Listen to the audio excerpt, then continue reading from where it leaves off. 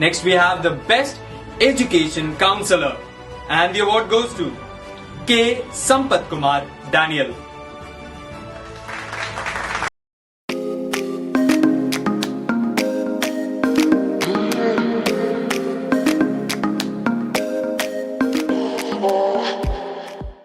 Aristotle said, "The root of education are bitter, but the fruit is sweet." Today we have somebody who will talk to us about education and its new innovations. We have with us Mr. Sampath Daniel. Welcome to Sip and Talk with Vikram Sampath.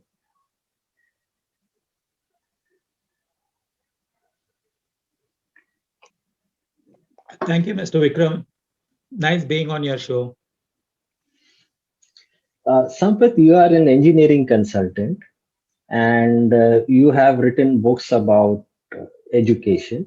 Let me show your books to our viewers first.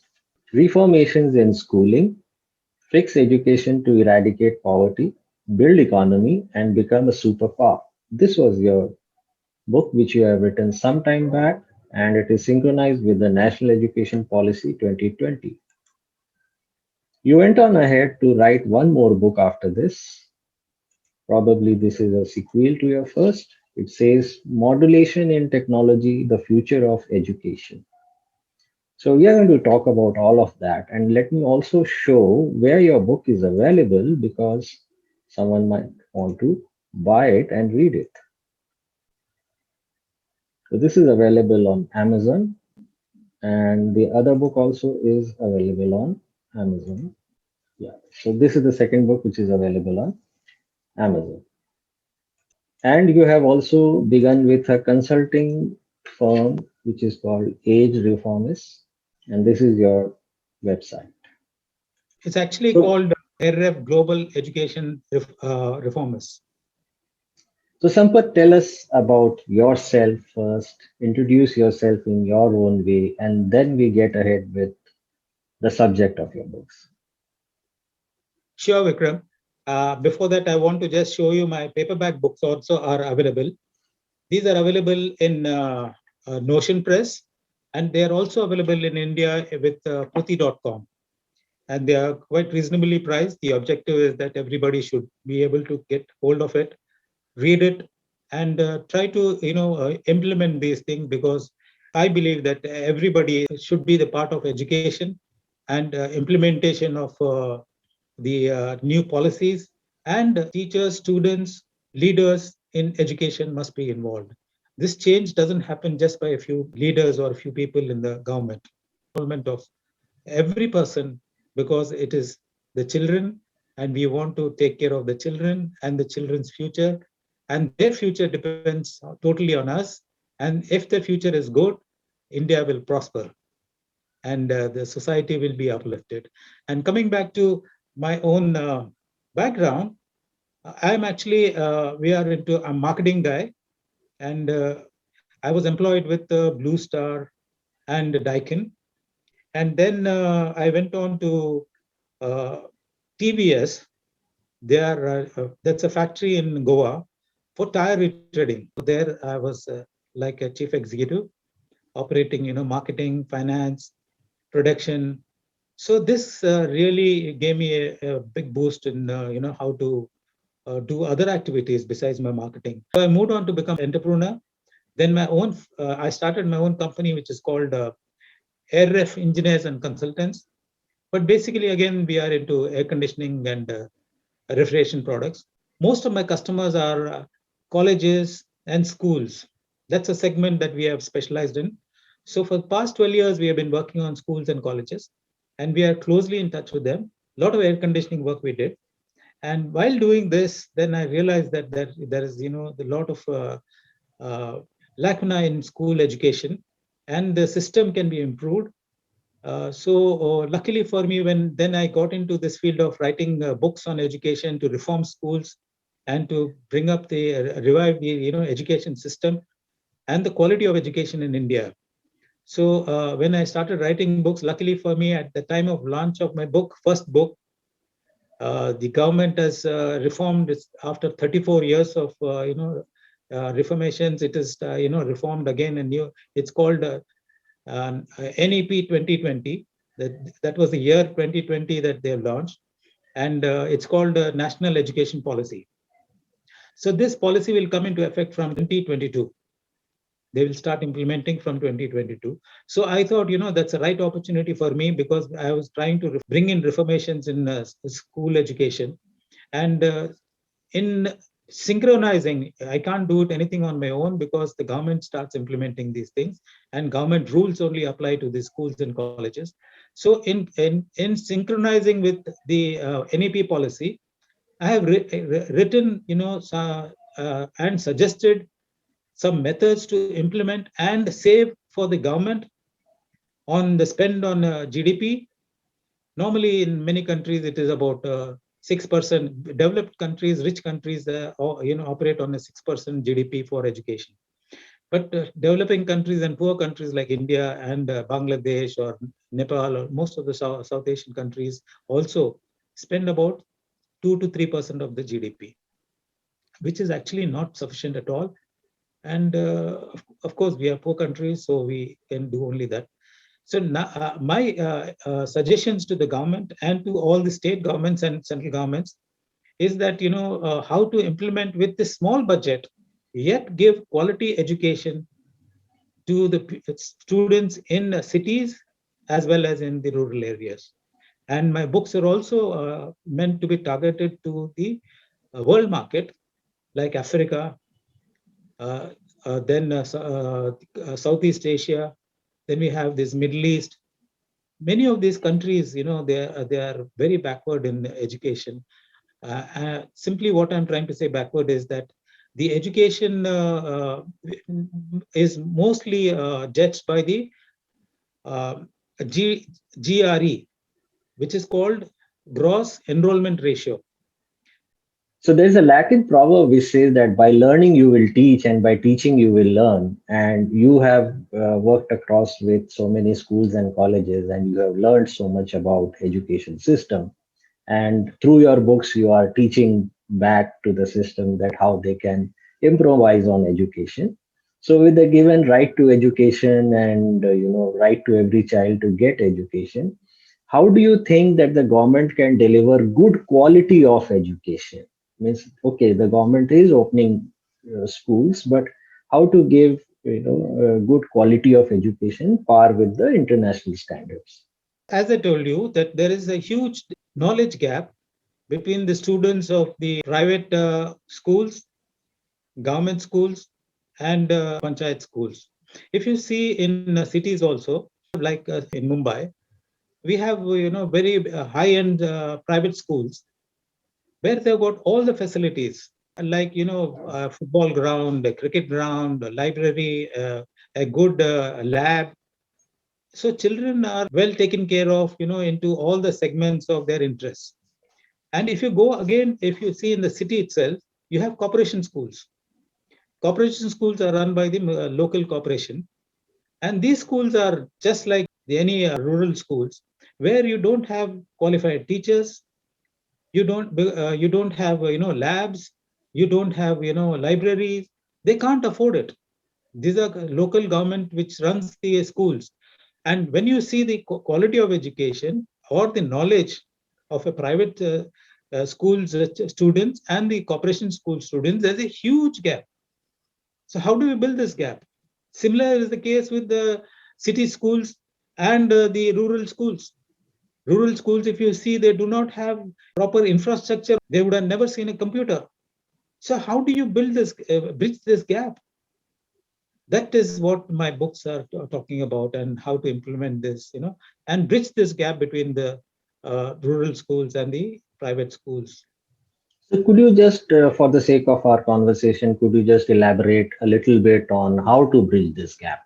We know there is a gap. Now, how to bridge it? Yeah, that's a good question that you asked. So I've written a book. Both my books are in detail written on that. But second book is more in detail. That what I'm trying to say is the emphasis is on two things. One is the infrastructure that you have to build for the schools. Though the government is going to implement this NEP, 2020, but then if the infrastructure for the students is not there properly, it will not achieve any results at all. So what I'm trying to say is, in my books, the suggestions that we are trying to give to implement with the government is that every school need not have all the infrastructure built up in them. What I'm trying to say is, let not every school have a library, have a sports grounds, have labs, and because unnecessarily it is not fully utilized. Second is that these schools, what we you need to have qualified teachers to teach the students. So the total utilization of this infrastructure and the teaching staff is very low. So why can't we use it in a better method of doing it? So we have suggested in this book, which is called Bitamia, or we call it B6CLS. B6CLS is the basic concept of teaching in schools is with the blended learning. And second, 6CLS is that 6 core schoolings. We are trying to say that government should build up. The 6 core schools are that you have a in-person class teaching schools, which are normal teaching schools, which you have in private schools or you have in corporation schools. All the schools have in-person teaching schools. Second, you have is a experimental school. Experimental schools are called the labs. You have a botanical lab, you have a physics lab, you have a chemistry lab, you have engineering lab.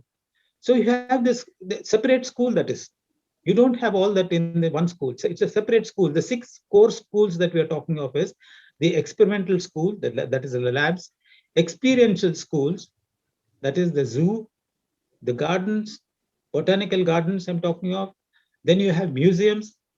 You have so when you have this, these are experiential. So they are going animal farms. We don't have much in animal farms in India, but if you see abroad, all schools or colleges, they take the children to animal farms.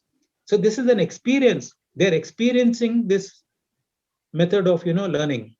That is called experiential learning. Then we have the experimental. Then we have is autodidactism. That is you have libraries, you have computer classes or computer schools. So instead of separate schools where when the children have a lab, they go to the lab school. Nearby all schools around 5 kilometers or so, they are sharing this core schools. So when there is a lab in that class, they go to that school to attend for the lab. When they have a sports academy, or they go to sports academy school when they have sports period. That is, they've got a football or a cricket or tennis or God knows what they are interested in. So they go into that school where these core schools are fully equipped.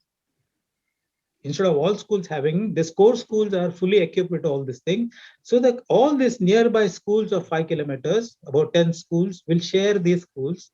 And these schools, core schools, will operate as a independent profit centers.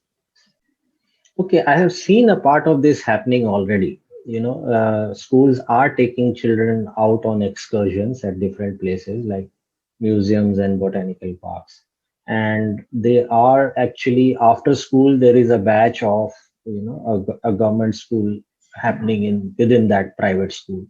I've seen those changes happening since a long time, but I'm sure the present changes are going to make these things more challenging and more exciting, for with shared resources amongst the private and the government schools. And I hope children will get more opportunities in that.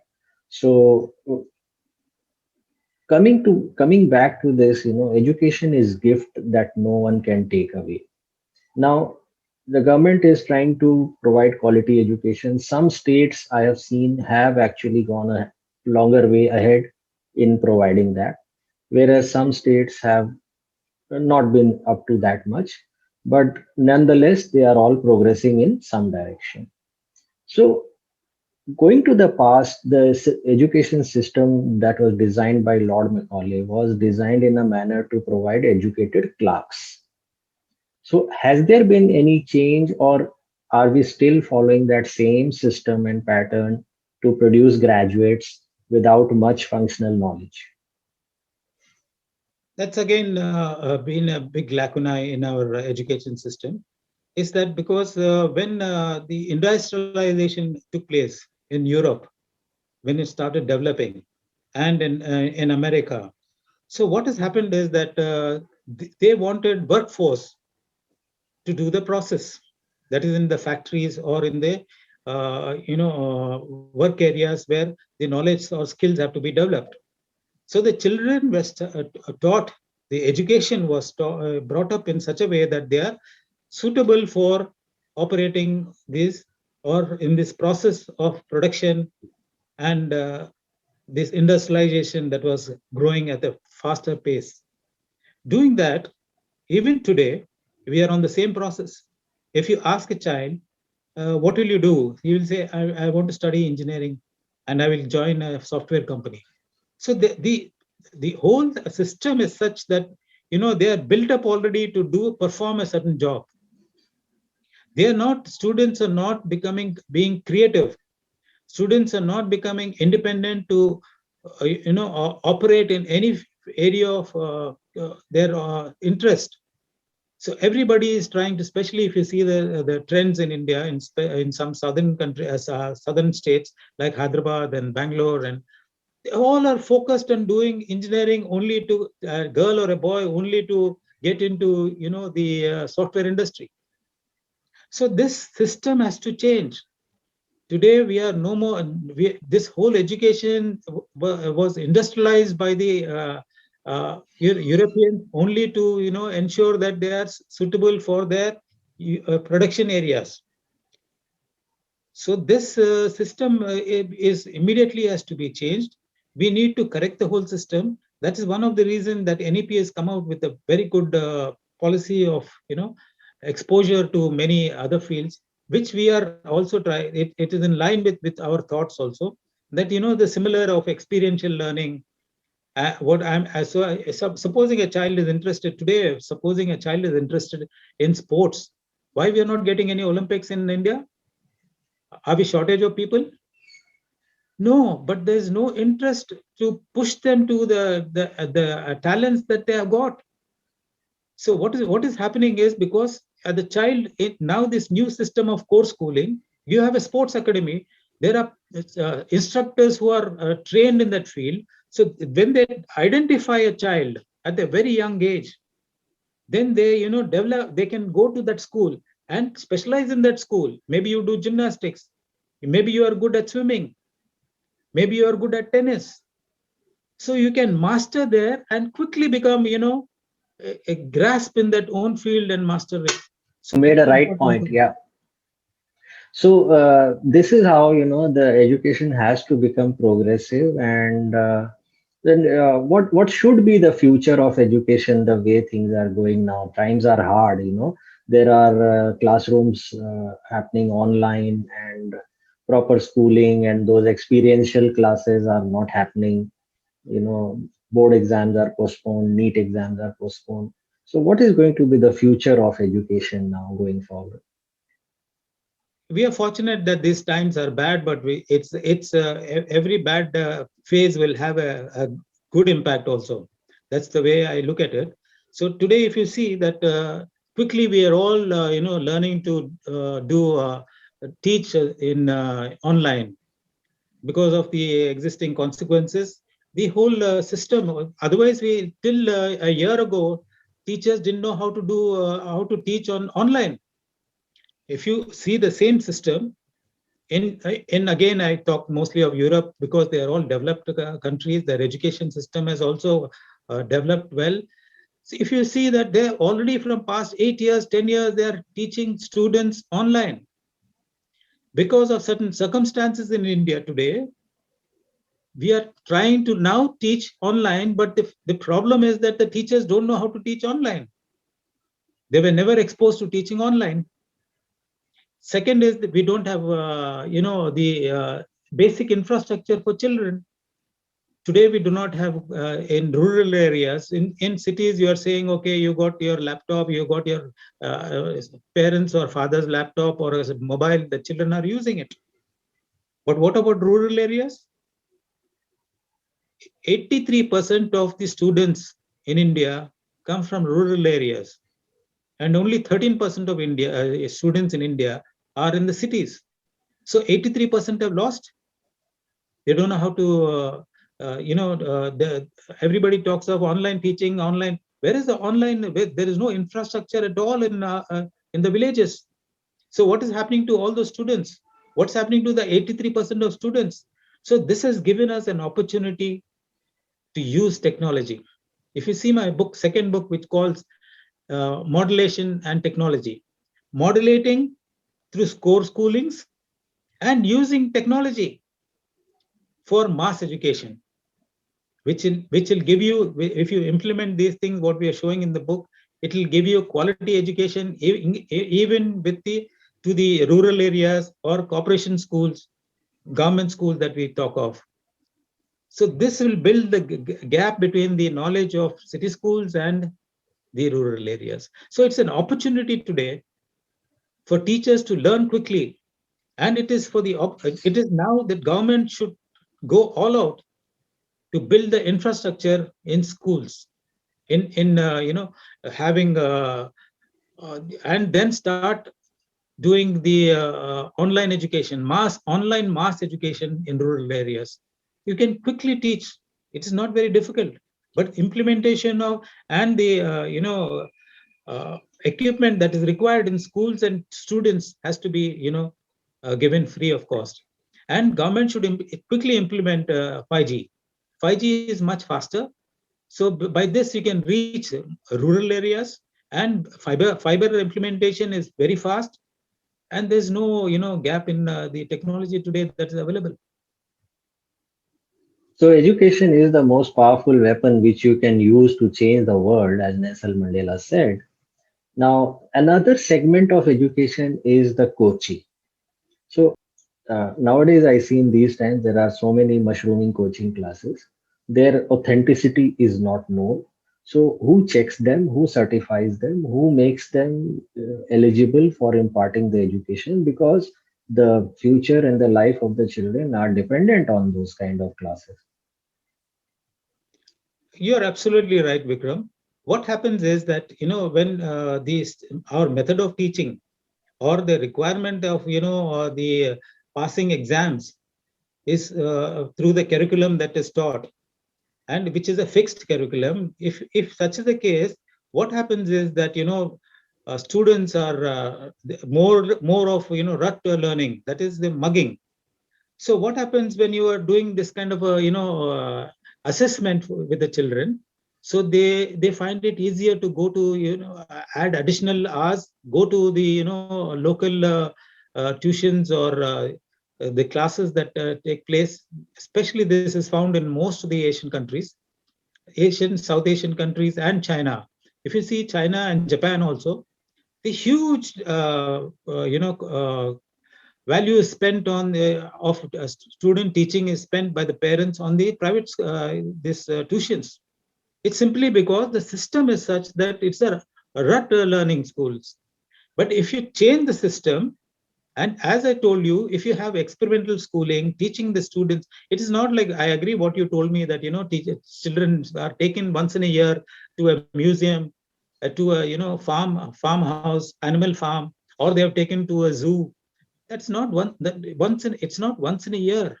That is only an exposure.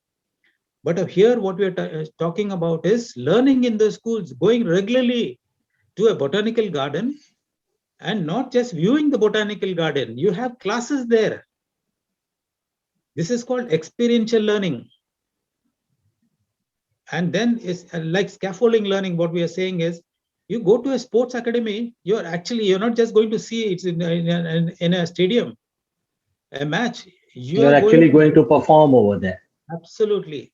So when you have these kind of things, the whole ruts education is gone. So when that has disappeared, all the these tutorials and the tuitions and all that will vanish. it. You have in America a lab school which teaches 40,000 students in a year. Because of technology, you can teach simultaneously 40,000 students.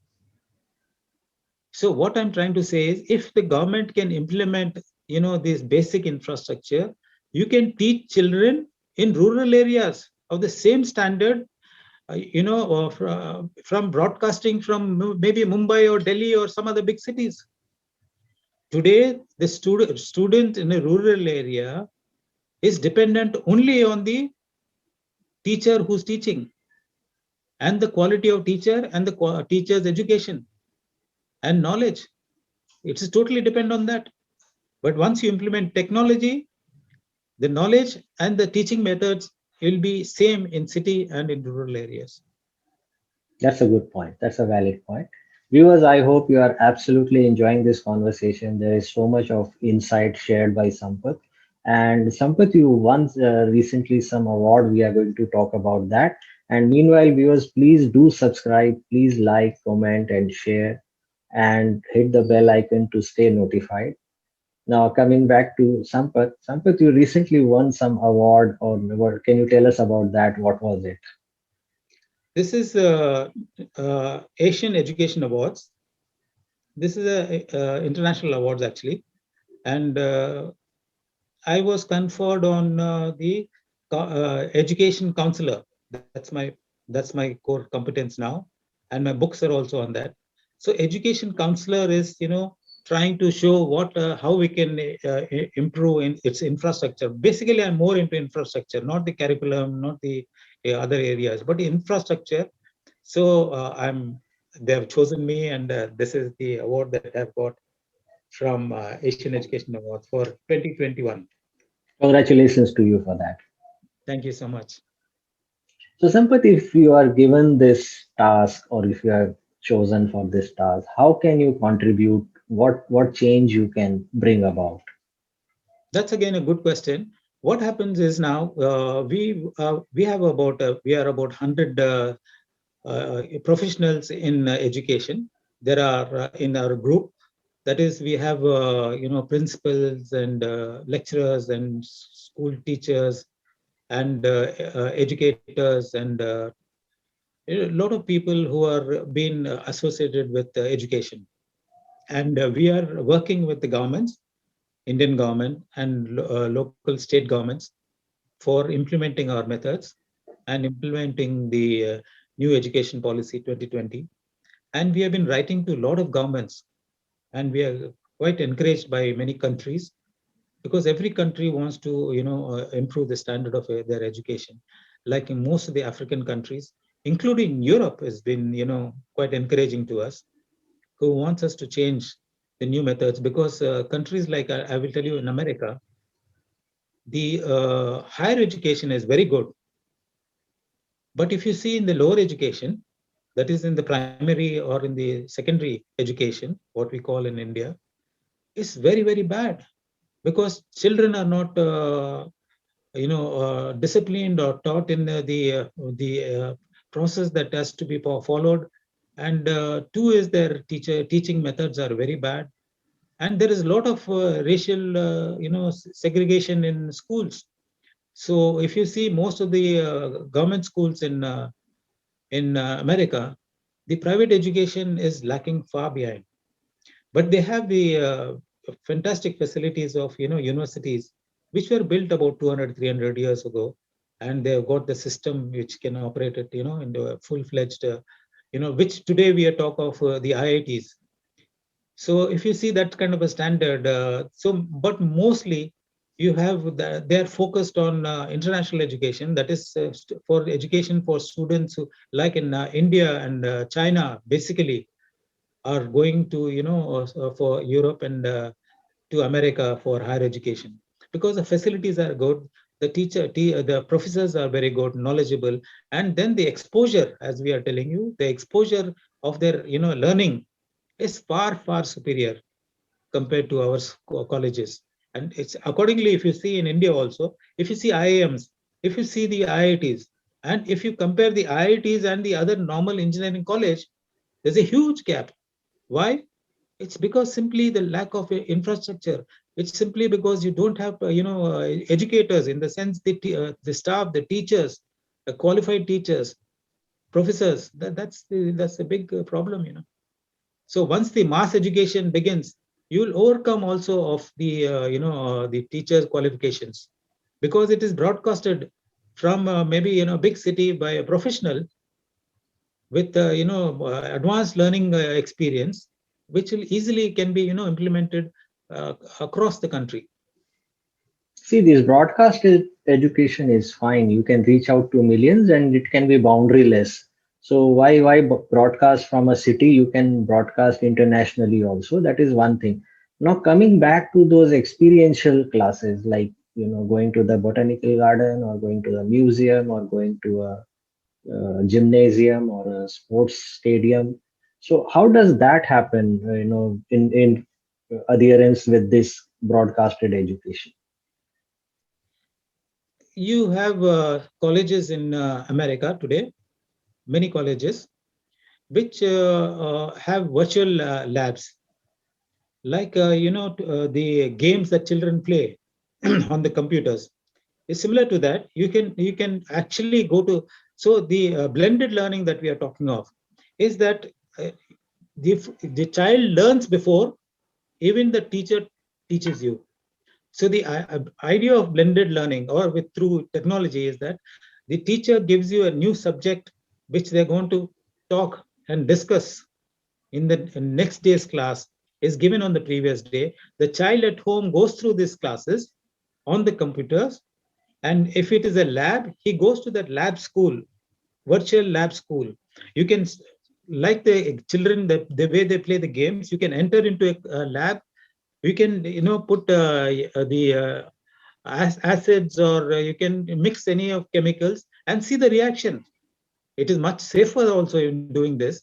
So you can see the reactions, you can see how it the colors is turning into, and what are the effects of that mixing of these chemicals. And next day you go to, just for example I'm telling you, next day you go to the lab, a physical lab which is there. You can now that if you use a sulfuric acid and something else, that it can be dangerous for you.